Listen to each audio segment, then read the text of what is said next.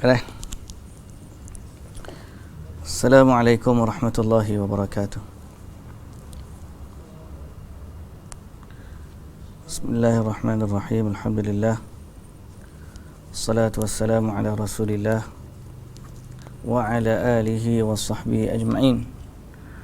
Rabbi syrah li sadri wa yassir li amri wahlul 'uqdatan min lisani yafqahu qawli, amma ba'd. Muslimin dan muslimat yang dirahmati Allah Subhanahu wa taala sekalian. Alhamdulillah, puji dan syukur bagi Allah Subhanahu wa taala. Selawat serta salam atas Nabi kita Muhammad sallallahu alaihi wasallam, juga atas ahli keluarga baginda, para sahabatnya dan para pengikutnya sehinggalah ke hari kiamat. Alhamdulillah. Pada pagi ini kita bersyukur kepada Allah kerana Allah Subhanahu wa taala memberikan peluang kepada kita sekali lagi untuk berkumpul secara maya, untuk sama-sama kita ni membaca satu kitab yang berkaitan dengan Al-Quran, iaitulah hadis-hadis arba'in, hadis 40 berkaitan dengan Al-Quran. Dan alhamdulillah kita telah baca beberapa hadis sebelum daripada ni yang memberi galakan kepada kita untuk menyibukkan diri dengan Al-Quran. Pun begitu, kita rasakan masih jauh kita daripada kecukupan yang sebenar. Semoga Allah Subhanahu wa taala mentaufikkan kita untuk menyibukkan diri dengan kesibukan sebenar dengan Al-Quran. Muslimin dan muslimat yang dirahmati Allah, pada hari ini kita akan baca hadis yang ke-12. Okey, kita berhenti hadis yang ke-11 sebelum ni. Hari ini kita baca pada hadis yang ke-12. Hadis yang ke-12 ialah bagaimana bacaan Qurannya Rasulullah sallallahu alaihi wasallam. Baik, tanpa melengahkan masa kita baca. Qala al-musannif rahimahullah an Hudzaifah radhiyallahu anhu anna an-nabiy sallallahu alaihi wasallam fakana idza marra bi ayati rahmatin sa'al wa idza marra bi ayati 'adzabin istajara wa idza marra bi ayatin fiha tanzihun lillah sabbaha. Diriwayatkan dari Hudzaifah radhiyallahu anhu berkata bahawa Rasulullah sallallahu alaihi wasallam shalla, anna an-nabiy sallallahu alaihi wasallam shalla, bahawa Rasulullah sallallahu alaihi wasallam salat. Dan sedangkan jika dia melalui ayat yang berkenaan dengan rahmat, maka dia berdoa. Dan jika beliau melalui bacaan yang berkenaan tentang azab, maka dia memohon perlindungan. Dan jika membaca ayat yang mensucikan Allah, beliau bertasbih. Baik. Hadis riwayat Ibnu Majah. Wa anhu anna an-nabiy annahu shalla ila jambi an-nabiy sallallahu alaihi wasallam lailatan faqara'a fakana idza marra bi ayati 'adzabin waqafa wa ta'awwadha wa idza marra bi ayati rahmatin waqafa fada'a. Dalam satu lagi riwayat dari Hudzaifah radhiyallahu anhu berkata bahawa pada satu malam dia pernah mengerjakan salat di samping Rasulullah sallallahu alaihi wasallam dan beliau membaca surah. Jika beliau melalui bacaan yang berkenaan tentang azab, maka beliau berhenti dan berlindung kepada Allah dari azab. Sedang jika beliau melalui ayat yang berkaitan dengan rahmat, maka beliau berhenti seraya berdoa. Baik. Maka nassul hadithi kamilan. An Hudzaifah anna an-nabiy sallallahu alaihi wasallam qara'a al-Baqarah wa ala Imran wan Nisa fi rak'atin la yamurru bi ayati rahmatin illa sa'al wala bi ayati 'adzabin illa istajara. Dalam hadis yang lain yang diriwayatkan oleh Hudzaifah radhiyallahu anhu bahawa Rasulullah sallallahu alaihi wasallam membaca surah Al-Baqarah, Ali Imran dan An-Nisa dalam satu rakaat. Satu rakaat. Sampai 6 juzuk satu rakaat. Ai letih itu, Dan tidak melewati. Beliau tidak membaca ayat berkaitan dengan rahmat kecuali beliau berdoa. Dan tidak membaca ayat berkaitan dengan azab kecuali baginda atau beliau memohon perlindungan kepadanya. Okey. Pelajaran dari hadis. Dianjurkan bagi siapa sahaja yang membaca atau mendengarkan Al-Quran untuk senantiasa menghadirkan hati dan pendengarannya. Jika dia melewati ayat yang di dalamnya terdapat rahmat, maka hendaklah dia berhenti meminta rahmat dan ampun serta syurganya, dan hendaklah dia mengucapkan ta'awuz, berlindung kepada Allah jika melewati ayat yang terdapat azab atau ancaman, dengan mengucapkan aku berlindung kepada Allah dari siksa api neraka. Dan hendaklah dia bertasbih serta mengagungkan Allah ketika melewati ayat yang mengagungkan dan mensucikan Allah dengan membaca Subhanallah, Subhanallahil azim, Maha suci Allah yang maha tinggi, dan berdoa kepada Allah di setiap ayat Subhanahu wa ta'ala, dan mensucikan membaca ayat Subhanallah ataupun Subhana rabbiyal a'la, dan berdoa kepada Allah di setiap ayat yang terdapat di dalamnya kebaikan. Okey. Betapa indahnya perkataan Imam Al-Hasanul Basri rahimahullah di saat dia berkata, unzilal Qur'anu liyu'mala bihi fattakhidhu tilawatahu amala. Bahawasanya Al-Quran itu diturunkan untuk diamalkan, maka jadikanlah setiap bacaan yang kita baca untuk diamalkan. Fattakhidhu tilawatahu amala. Jadikanlah setiap bacaan yang kita baca itu adalah amalan. Dan wasiat dari Ibnu Mas'ud rahimahullah radhiyallahu ta'ala anhu, idza sami'ta Allah azza wa jalla yaqul ya ayyuhalladzina amanu fa asghi ilaiha sam'aka fa innahu khairun yu'ta bihi aw su'un tusrafu anhu.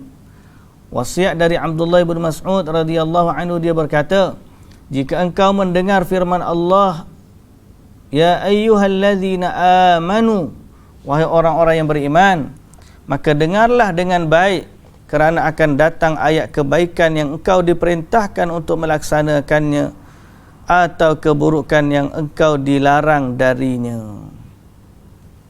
Baik, panjang kita baca ni, baca je dah. Hadis ni kita pun mau faham. Hadis ni di mana Nabi SAW apabila dia baca, dia berinteraksi dengan ayat. Masa kita mudah, Nabi ni berinteraksi dengan ayat. Makna kalau dapat ayat rahmat, dalam hati dia akan ada rasa minta rahmat. Kalau datang azab, ayat azab, akan datang dalam hati dia sifat nak berlindung dengan Allah dari azab.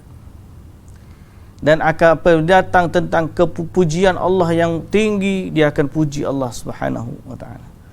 Jadi ringkasnya kita kata Nabi ni dia berinteraksi dengan ayat. Dia bukan sekadar baca, tapi ada interaksi dengan ayat. Malah kata Al-Hasanul Basri ni, dia kata Quran ni diturunkan untuk beramal. Maka jadikanlah bacaan kamu tu adalah sebahagian daripada beramal dengan Quran. Boleh faham? Al-Hasan Al-Basri kata, selain daripada beramal inti kepada Al-Quran, membaca Quran tu sebahagian daripada amalan, beramal dengan Quran. Jadi bukan sekadar hukum. Betul kita tekan hukum, ada orang baca saja tak ambil hukum. Dia bimbang, takut ada orang ambil hukum saja tak tahu baca, tak ambil baca. Jadi Al-Hasan Al-Basri kata, jadikanlah bacaan dia tu sebahagian daripada beramal dengan Quran. Itu maksud dia. Okey. Kalau kata orang ni dia tidak beramal dengan Quran, termasuk yang tidak beramal dengan Quran ialah yang tidak membacakan Al-Quran. Ya, itu maksud dia. Allahu Akbar.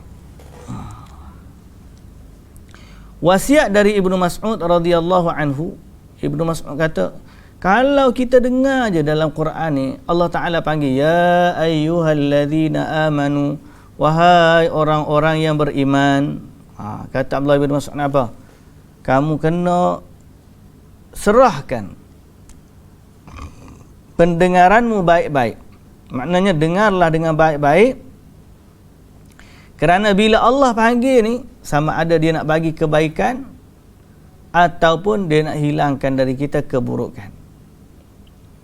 Jadi sifat kita bila baca Quran kena ada interaksi dengan Quran. Yang keempat, dianjurkan membaca Al-Quran dengan ketenangan hati dan menghayati serta mentadaburi ayat-ayatnya. Ibnu Mas'ud radhiyallahu anhu berkata, la tahudzul Quran kahadzi syi'ri wa la tansuruhu nasrad daqali waqifu 'inda ajaibihi wa harriqu bihil qulub. Maksudnya, janganlah kalian membacanya dengan cepat. Maknanya kalau baca Quran laju sangat sampai tak faham makna dia, tak boleh. Sebagaimana dibuangnya ad-daqlu, kurma yang jelek yang dibuang bertaburan.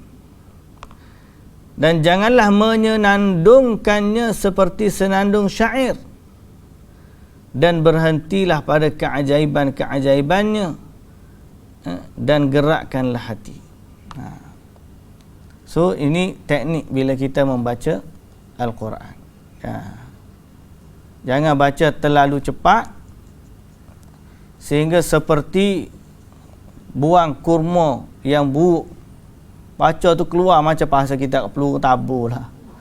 Baca tu ikut dan je, asal keluar daripada mulut je. Jangan. Dan jangan pula menyenandungkan seperti senandung syair. Baca lagu Quran, lagu Hindustan. Ada baca Quran lagu Hindustan. Dan berhentilah pada keajaiban-keajaibannya. Bila kita tengok perkara ajaib tentang Quran, berhenti dan kita perhati elok-elok. Serta gerakkanlah hati dan lindungilah hati. Baik.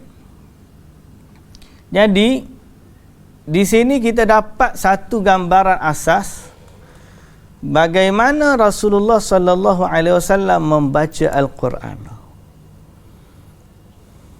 Okey, bagaimana bacaan Quran Rasulullah sallallahu alaihi wasallam. Kita ambil pendetilan sedikit. Pendetilan sedikit macam mana cara Nabi kita baca Quran.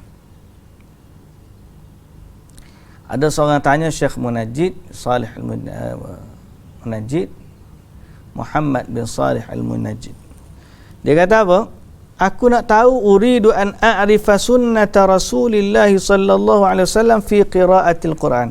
Aku nak tanya tentang macam mana petunjuk Nabi atau sunnah Nabi dalam membaca Al-Quran. Lepas tu dia pun jawab panjang. So apa yang kita nak bentang ni adalah macam mana cara Rasulullah sallallahu alaihi wasallam membaca Al-Quran. Sehingga kita boleh kata Nabi bila berhenti ayat azab minta berlindung. Bila berhenti ayat rahmat minta nak rahmat. Sehingga interaksi bagaimana yang menyebabkan kita boleh sampai ke tahap tu 100%, tapi kita nak mengikut jejak langkah Nabi sallallahu alaihi wasallam. Baik. Sunnatan Nabi sallallahu alaihi wasallam fil Quran hiya al-amalu bih. Sunnah Nabi dengan Al-Quran ni, pertama beramal dengan Quran. Wa takhalluqu bi akhlaqihi, berakhlak dengan akhlak Quran. Beradab dengannya dan mengajak manusia kembali kepadanya. Okey, mengajak manusia kembali kepadanya. Sebagaimana yang disifatkan oleh Aisyah radhiyallahu anha, di mana Aisyah kata inna khuluqa nabiyyillahi sallallahu alaihi wasallam kana al-Quran, atau dalam riwayat lain kata kana khuluquhul Quran, adalah akhlak Nabi itu Al-Quran. Jadi ini antara sifat Nabi membaca Quran, bukan sekadar baca di mulut tetapi berakhlak dengan akhlak Al-Quran. Okey. Wa hakadha yajibu an yakuna hadyun al-muslim ma'al Quran. Begitulah sepatutnya orang Islam dengan Al-Quran. Okey. Wasa'as-sa'yud da'imu fil 'amali bihi wal ihtida'i bihudahu. Dan senantiasa berusaha untuk beramal dengan Quran dan mengikut petunjuk Al-Quran, kerana dia adalah cahaya Allah yang nyata. Siapa yang berpegang dengannya selamat, dan siapa yang mengingkarinya, wa man i'tasama bihi hudiya ila siratim mustaqim. Siapa yang berpegang teguh dengan Al-Quran, maka dia akan terpandu kepada jalan yang lurus. Okey, jadi sifat Nabi dengan Al-Quran, pertama bukan sekadar baca dia lah, tapi akhlak Nabi pun dia tune sama dengan akhlak Quran. Adapun petunjuk Nabi sallallahu alaihi wasallam dalam soal tilawatul Quran, membaca Quran, faqad syarahahu al-Allamah Ibnu Qayyim al-Jauziyah, Ibnu Qayyim Jauziyah, pada dalam kitabnya agung yang berjudul Zadul Ma'ad. Ibnu Qayyim telah menghimpunkan hadis-hadis yang terdapat dalam bab bagaimana Nabi sallallahu alaihi wasallam membaca Quran. So penulis kita ni ataupun Syekh Muhammad Salih Al-Munajjid, dia mendatangkan perkataan Ibnu Qayyim Al-Jauziyah rahimahullah berkaitan dengan topik ini. Qala faslun, dia kata fasal fi hadyi sallallahu alaihi wasallam fi qiraatil Quran wa istima'ihi wa khushu'ihi wa bukaihi 'inda qiraatihi wa istima'ihi wa tahsin sautihi wa tawaba'a dhalik. Okey, termasuk dalam petunjuk, kata Ibnu Qayyim, termasuk dalam petunjuk Nabi dengan Quran ialah mendengar Quran, khusyuk dengan Quran, menangis bila dibacakan ayat Quran, dan memperelokkan suara waktu membacanya. Dan Nabi sallallahu alaihi wasallam dia ada kadar bacaan setiap hari yang Nabi tak pernah termiss. Nabi tak pernah miss. Kita yang letak jadual miss, asyik miss, banyak miss daripada hak tu. Kanat qira'atuhu tartilan la haddan wala ajal. Cara bacaan Nabi tu tartil, tidak terlalu laju, tidak terlalu bosan. Bal qira'atan mufassarata harfan, bahkan bacaan Nabi adalah bacaan yang jelas, satu huruf demi satu huruf. Wa kana yuqatti'u qira'atahu ayatan ayat. Dan Nabi ni kalau dia baca satu ayat. Dia tak gabung lah. Satu ayat. Wa kana yamuddu indahu huruful mad. Dia kalau sampai huruf mad dia panjangkan. Kalau sampai huruf seperti Ar-Rahman, Ar-Rahim, jadi panjang-panjang. Kalau pendek-pendek. Sebagaimana dia juga berlindung dengan Allah daripada syaitan yang direjam pada awal bacaannya. Fayaqulu a'udzu billahi minasyaitonir rajim. Lalu dia kata a'udzu billahi minasyaitonir rajim. Jadi ini antara petunjuk Nabi sallallahu alaihi wasallam dalam membaca Al-Quran.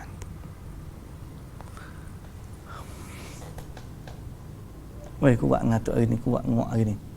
Ni. Oi, silap makan kau ke apa ni? Wa kana yaqra'ul Qur'ana daiman. Nabi ni senantiasa baca Quran. Sama ada berdiri ataupun duduk atau baring atau berwudu atau tak ada wudu. Semua Nabi baca dalam keadaan dirinya. Kecuali satu je Nabi tak baca. Illal janabah, kecuali waktu Nabi hadis besar. Hadis junub Nabi tak baca. Lain daripada tu, kalau tak ada wudu biasa pun Nabi sallallahu alaihi wasallam ajar untuk baca. Dia ni baca. Baik. Nampak tak? Nabi ni baca dalam semua keadaan dia. Kalau kita kat naik kereta baca Quran, naik motor baca Quran, duduk rumah baca Quran. Ada satu benda yang sama dengan sifat ni, cuma tidak Quran. Apa dia? Telefon. Telefon kita. Ada waktu sikit cup buka telefon. Ada waktu sikit cup buka telefon.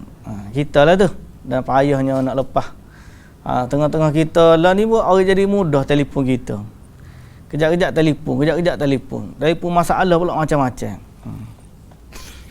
Jadi kuranglah sikit ya. Dengan Quran tu jadi sibuk dengan telefon.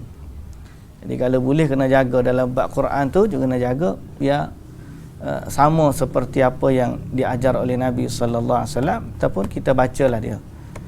Okey. Wa kana sallallahu alaihi, Nabi ni makna Nabi baca dalam semua keadaan kecuali junub. Tak ada air sembahyang boleh tak? Boleh. Dia ada beza antara hukum baca Quran dengan hukum pegang mushaf. Pegang mushaf hukum lain. Baca Quran ni tak pegang pun. Sambil kita duduk bawa kereta hari nak baca 3 kul, baca. Baca ayat kursi pula, baca amanah rasul pula. Baca kita ingat patah habis ulang balik.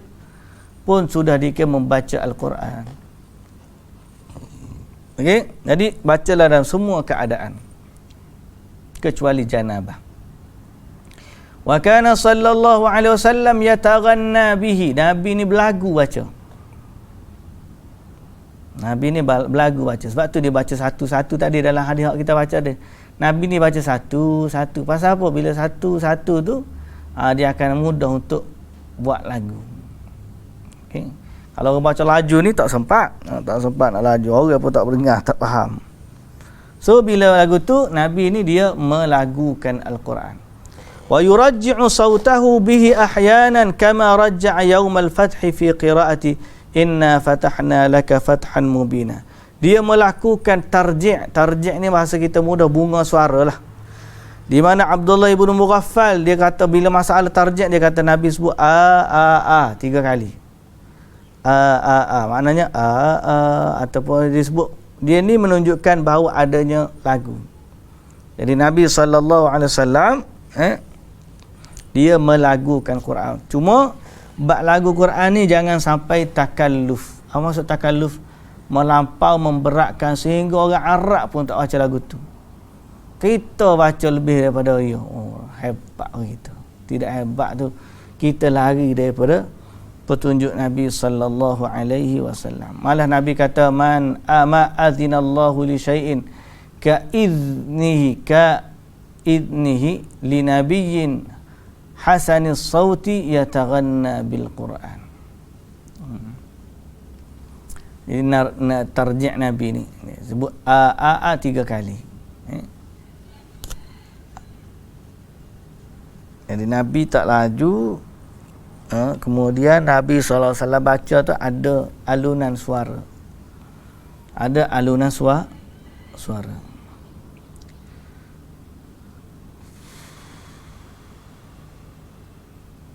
Kemudian adab ialah dia tanya ni tentang sunnah dan pasal bab adab. Adab ni biasa tidak sebut dalam hadis tapi pajak ulama di atas dasar menghormati Al-Quran, mereka meletakkan beberapa amalan yang sesuai berdasarkan petunjuk juga, bukan saja-saja katanya. Pertama disebut di sini an yastak ni bersugi. Nabi sallallahu alaihi wasallam kan sebut malaikat tu terganggu dengan apa yang mengganggu manusia. Jadi sebahagian daripada yang mengganggu itu ialah apa tu?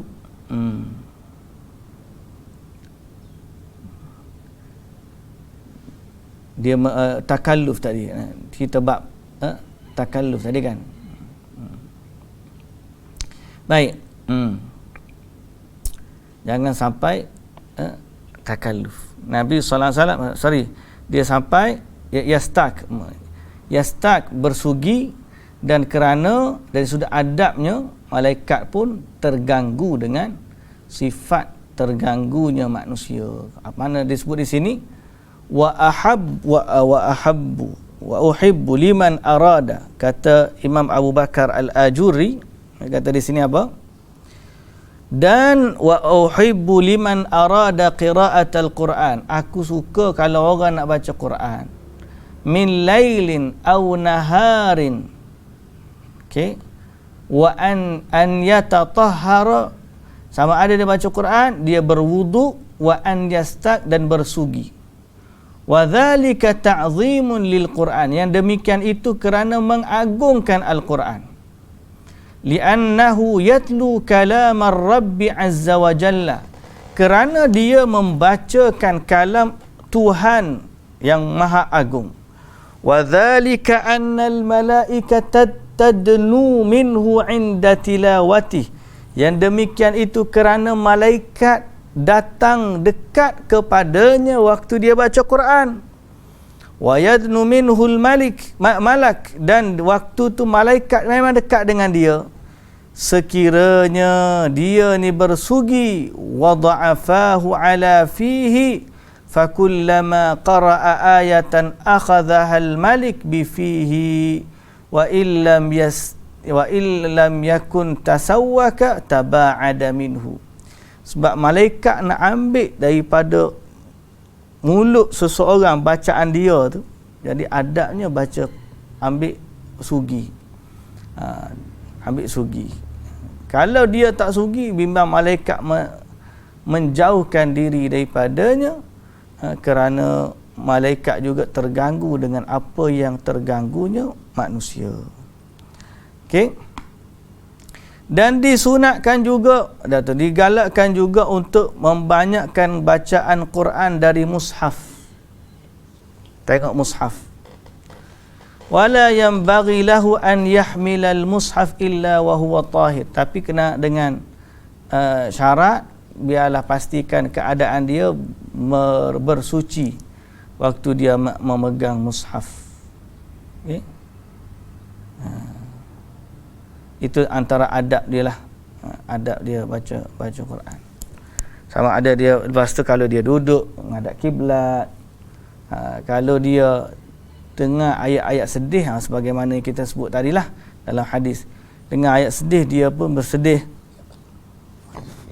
dengar ayat gembira dia pun bergembira, dengar ayat azab dia berlindung dari azab, dengar ayat rahmat dia minta daripada Allah rahmat.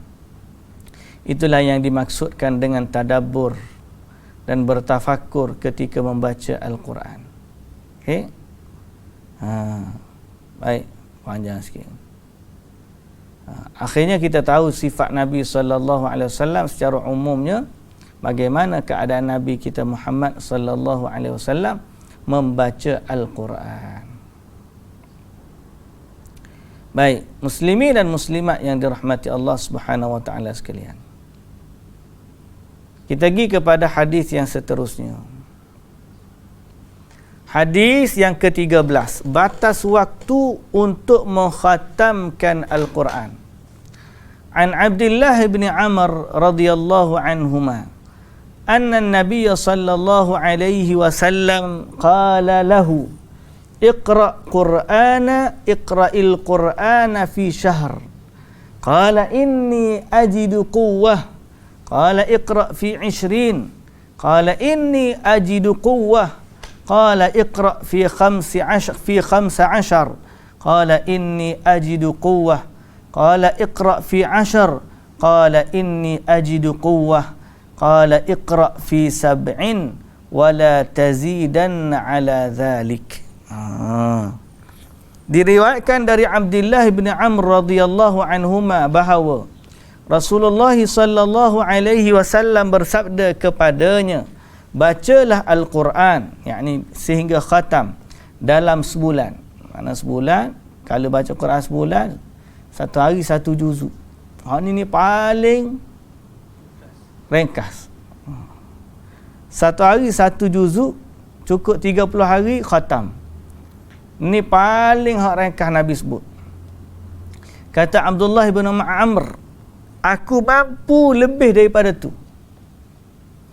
Rasulullah kata kalau begitu 20 hari. 20 hari ni maknanya satu hari satu juzuk setengah. Dia kata kalau ya Rasulullah aku mampu lebih daripada tu. Nabi berkata kalau begitu khatamkan selama 15 hari. Baca Quran 15 hari khatam. Kalau 15 hari khatam maknanya apa? Satu hari 2 juzuk. Sebab Quran 30 juzuk. Okey.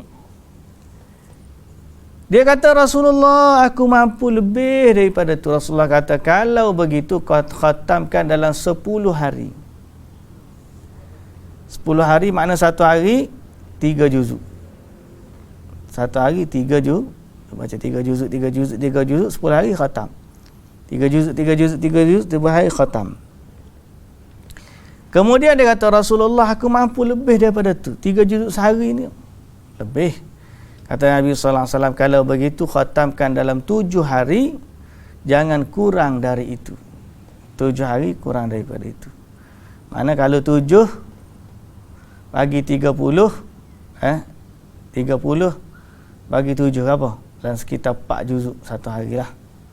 4 juzuk satu hari. Kalau 4 kali 8 4 kali 4 kali berapa sama 32? 8 hari kan? Jadi lebih kurang 4 juzuk lah. 4 juzuk sehari, 4 juzuk lebih satu hari, dapatlah khatam seminggu sekali. 4 juzuk dalam masa, kalau 4 juzuk kan, dalam masa 7 atau 8 hari khatamlah dia. So itu qadar bacaan. Paling baik ataupun paling sikit 1 juzuk satu hari. Nabi suruh khatam kan.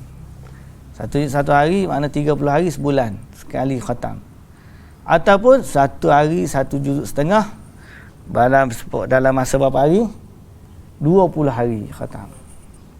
Kalau tidak 2 juzuk satu hari, 15 hari khatam.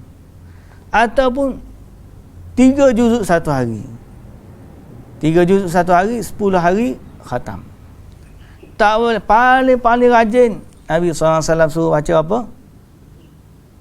Dekat 4 juzuk satu hari dia dapat khatam dalam masa seminggu.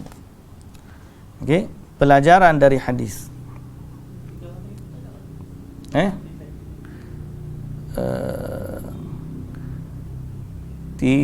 Yang 3 hari itu selapnya. Disebut dalam ni 7 hari. Okey. Yang ni ni. Ada syarahan dia nanti. Anjuran untuk melalui tahapan dalam beribadah guna melatih diri, khususnya dalam membaca Quran. Maknanya pertama dalam hadis ni jangan kita ni buat banyak terus. Buatlah dalam qadar sederhana, buat bagi tahap-tahap sehingga kita boleh melatih diri membaca Al-Quran. Sebaiknya mengkhatamkan Al-Quran dalam kurun waktu 30 hari. Dan tidak boleh mengkhatamkan Quran kurang dari 3 hari. Yang ini kerana Abdullah bin Amr bin Al-As meriwayatkan bahawa Rasulullah sallallahu alaihi wasallam bersabda, "Lam yafqah man qara al-Quran fi aqalli min 3." Tidak akan faham sesiapa yang membaca Quran dalam kurang waktu dari 3 hari. Kurang waktu dari 3 hari. Maka hubungannya dengan hadis di atas yang menganjurkan mengkhatam paling cepat 7 hari itu, kemudian terdapat kemudahan di dalamnya, berbeza dengan jarak waktu 3 hari yang di dalamnya terdapat kesukaran. Okey.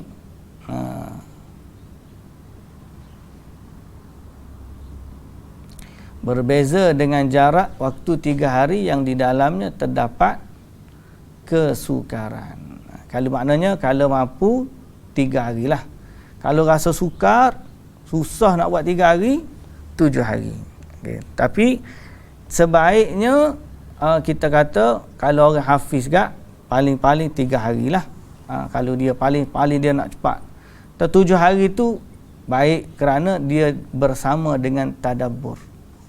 Okay. Sebab Nabi sallallahu alaihi wasallam kata tak apa baca kurang 3 hari, makna 1 hari 10 juzuk dia baca laju, dia tidak akan tadabbur maknanya. Payah nak tadabbur. Okey. Ulasan Aus bin Huzaifah radhiyallahu rahimahullah berkata, aku bertanya kepada para sahabat Rasulullah sallallahu alaihi wasallam, mereka bagaimana mereka membagi-bagikan Al-Quran. Mereka menjawab dibahagi menjadi 3, 5, 7, 19, 13 dan hizib mufassal sendiri. Yakni 9 ana macam 9. Okey. 3, 5, 7, 9, 11, 13 dan hizib mufassal tersendiri.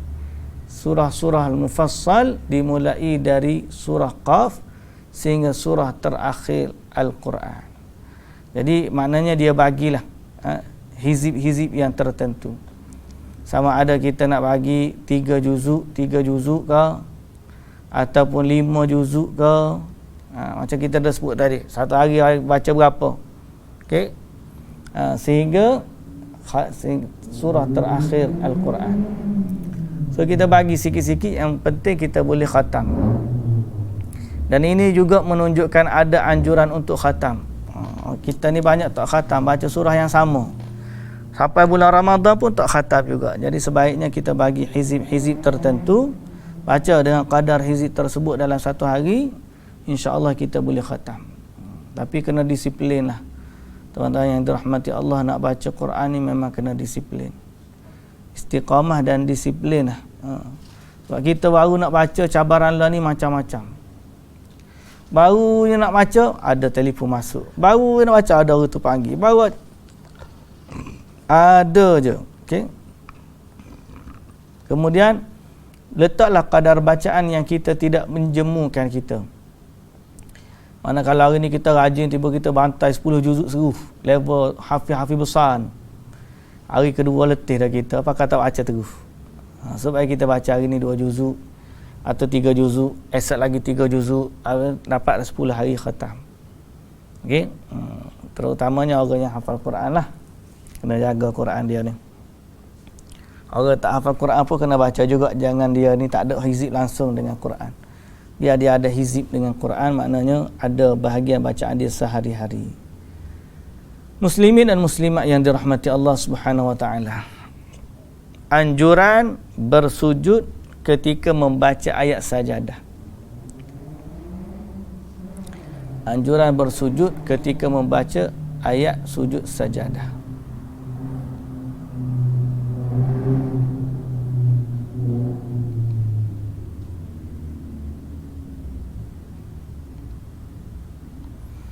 Okey.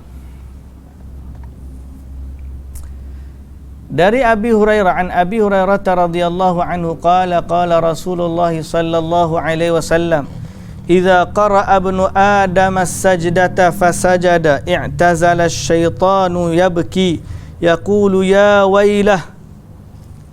Ya, wa fi riwayati Abi Quraib ya waili umira ibnu adam bis-sujud fasajada falahul jannah wa umirtu bis sujudi fa abaitu faliyan nar, rawahu Muslim. Diriwayatkan dari Abi Hurairah radhiyallahu anhu bahawa dia berkata, Rasulullah sallallahu alaihi wasallam bersabda, apabila seseorang membaca ayat sajadah lalu dia sujud. Dalam Quran ni ada ayat sujud berapa? 14. Ada yang kata 15, ada yang kata 14, ikut kiraan dia lah. Ada 14 tempat kali kita, tempat untuk sujud dalam Quran. Jadi bila seorang anak Adam tu baca kemudian dia sujud, apa implikasi dia? Syaitan menangis. Syaitan menyingkir dan menangis sambil dia berkata, sungguh celaka. Dalam riwayat Abu Quraib, dia cela dirinya sendiri, celakalah aku, kata syaitan. Sebab apa? Sebab dia tengok manusia, dia rasa dia celaka. Manusia diperintahkan sujud, lalu dia sujud. Sedang aku, dia kata, lalu manusia sujud, maka baginya syurga. Sedang aku, kata syaitan. Kata dia, aku diperintahkan sujud, tapi aku membangkang, maka bagiku neraka. Diriwayatkan dalam di riwayat lain dari kitab Sunnah Imam Al-Baghawi rahimahullah menambahkan, maka syaitan pun kata, sungguh celakalah ia diperintahkan bersujud. Sungguh celakalah ia diperintahkan bersujud. Jadi bila seorang hamba ni sujud waktu dia baca Quran, syaitan banding dengan diri dia, celaka aku, dia kata. Pasal apa? Manusia ni bila baca ayat sujud, dia sujud. Sedang aku waktu diperintahkan sujud, tak sujud.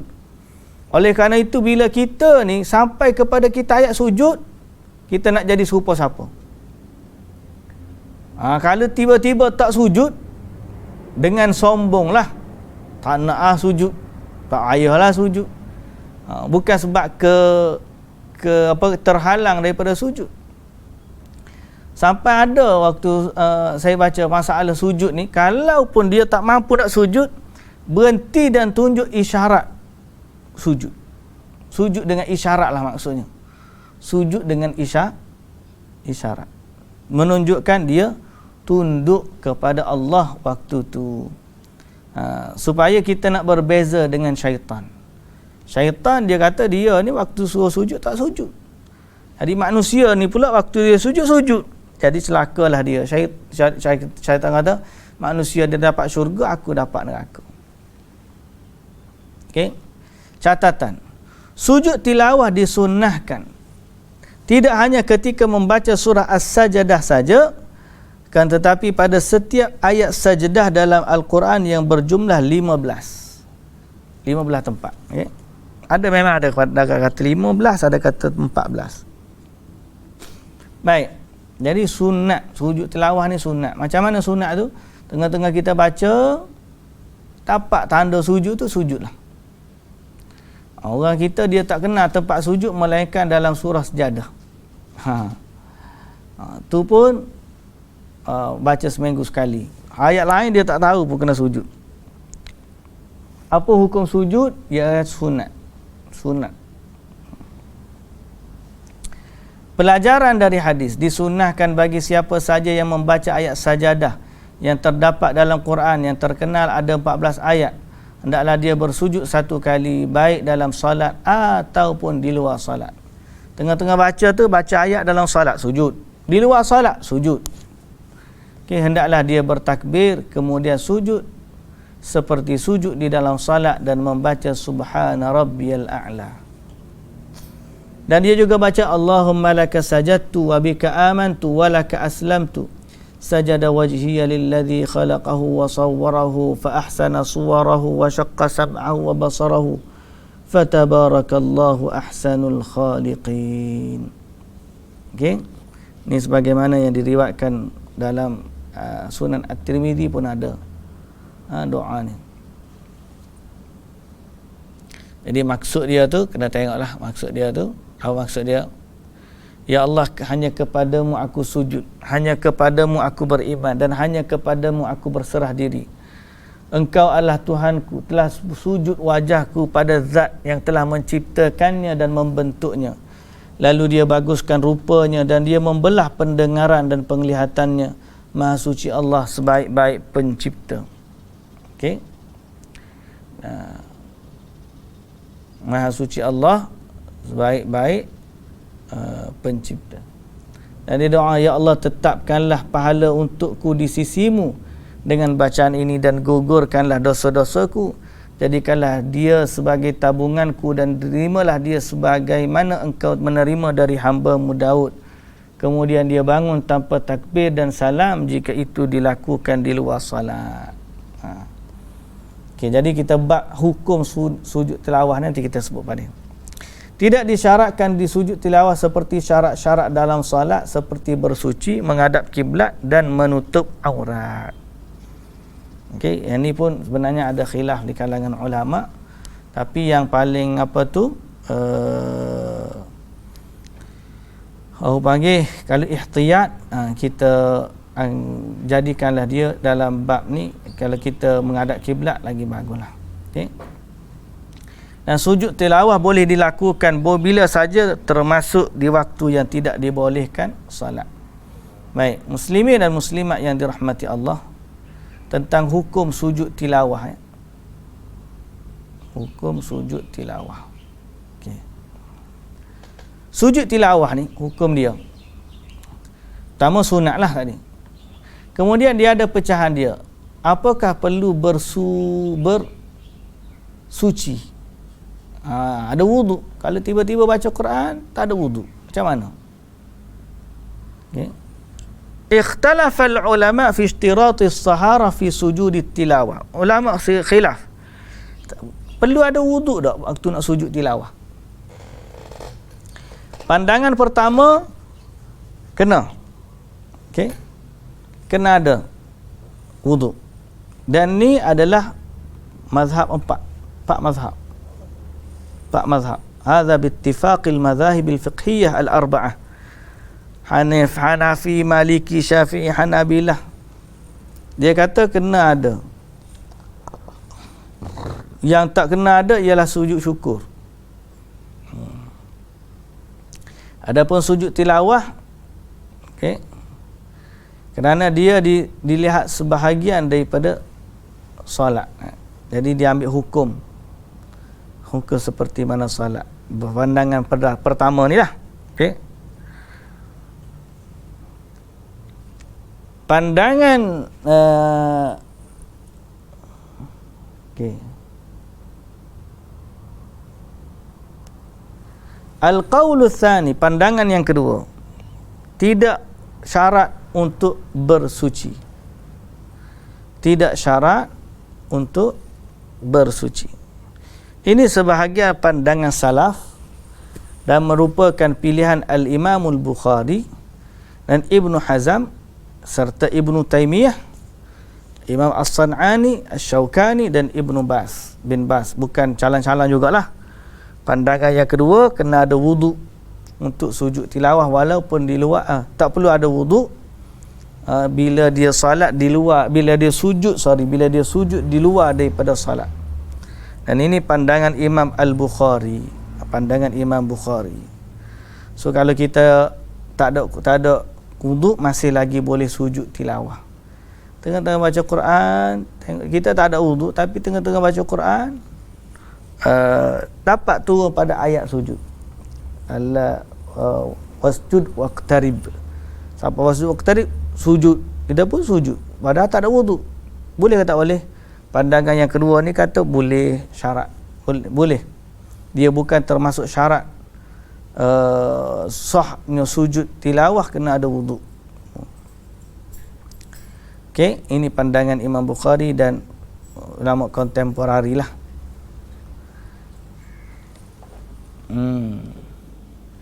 Dan dalil yang kedua dalam masalah ni, bila Nabi sallallahu alaihi wasallam suruh sahabat sujud, Nabi tak suruh pun sahabat-sahabat, Nabi tak tanya pun sahabat-sahabat ada wuduk lagi ke tak? Tak ada.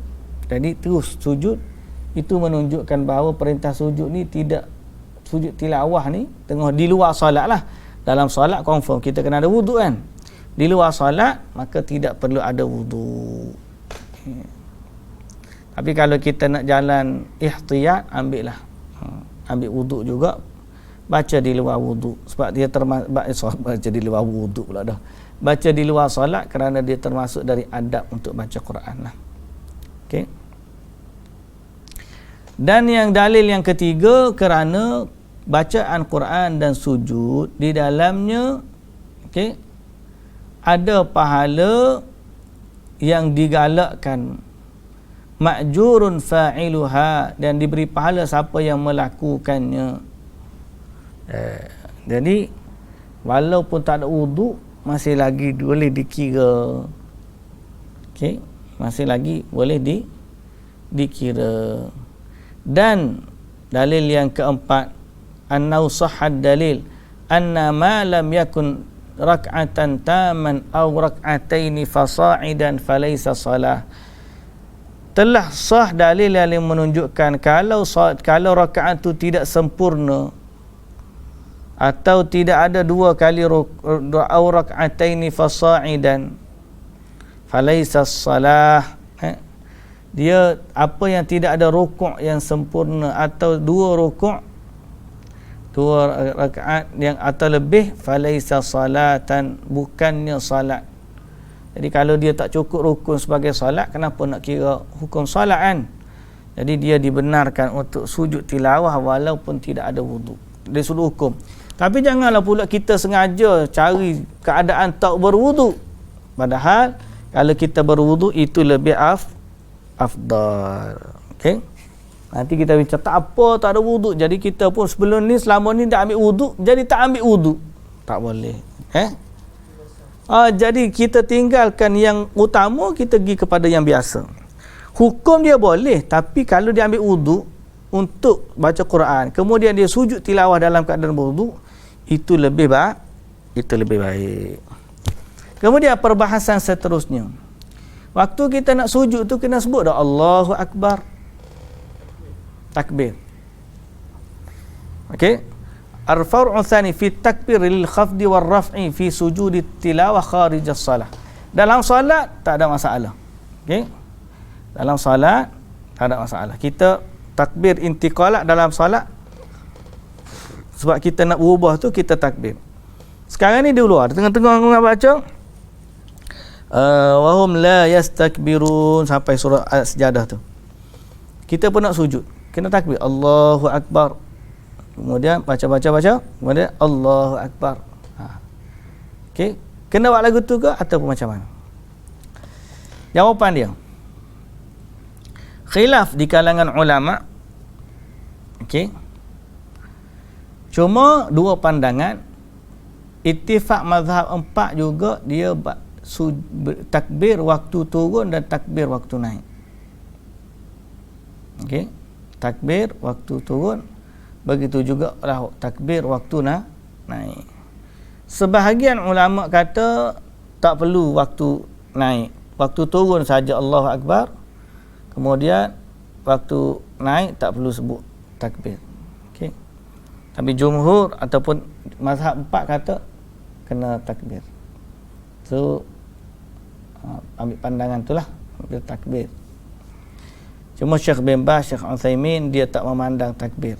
Dia terus sujud, kemudian terus bangun tanpa takbir. Tapi dia ambil pandangan yang kedua ni, takbir waktu nak Allahu Akbar turun saja, bangun tu tak perlu buat apa-apa. Yang seterusnya, bab persoalan dia waktu lepas kita sujud, bangun daripada sujud nak bagi salam ke tak? Kan orang dah salam Allahu Akbar, kemudian bangun, Assalamualaikum warahmatullahi. Assalamualaikum warahmatullahi. Haji tengok orang macam tu. Kau tak Haji? Tak pernah. Kau sujud tilawah pupak kita ni jarang-jarang je orang sujud tilawah. Maka jawapannya, la yushra'u taslim fi sujudi tilawah. Tidak disyariatkan bagi salam selepas sujud tilawah. Tak perlu. Assalamualaikum warahmatullahi. Assalamualaikum warahmatullahi. Maknanya kita Allahu Akbar sujud, bangun tu Allahu Akbar kali ke lepas tu sambung bacaan kita. Tak perlu sami Allah lima hamidah pula dah. Bangun Allahu Akbar, Assalamualaikum warahmatullahi, Assalamualaikum warahmatullahi, tak perlu. Dan ini adalah mazhab Hanafi, Maliki, dan satu pandangan dalam mazhab Syafi'i. Begitu juga riwayat daripada Imam Ahmad, dan wa alaihi ammatus salaf. Semua salafus salih dahulu berpandangan begitu, tidak kena bagi salam setelah daripada sujud tilawah. Baik muslimin dan muslimat yang dirahmati Allah, pada setakat itu dululah hari ini. InsyaAllah kita berhenti. Kita akan sambung pada minggu hadapan.